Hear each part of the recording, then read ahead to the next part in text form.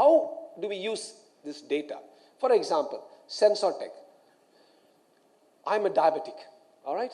And my sugars keep falling very low, and it happens to our patients all the time. I'm not a diabetic. I'm just saying, if I'm a diabetic and my sugars are falling, I need to know when my sugars are falling.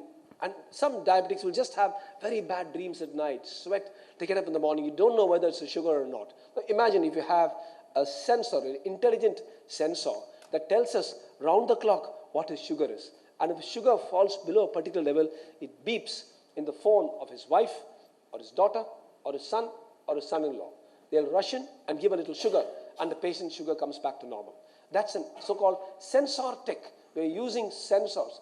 In my mind, this is the future. There's something called wearables. We are doing a very, very major series of hospitals in Africa, in Eastern Africa, where we can't get into some areas in Africa. In Uganda, the highlands, for example. What we're planning is we're planning to give vests.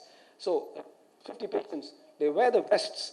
And instead of one nurse saying, poking him, etc., he wears a vest, and within seconds, pulse, BP, ECG, oxygen level, all that is done.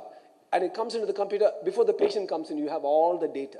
So AI helps us, and computers help us to save a huge amount of time in processing patients.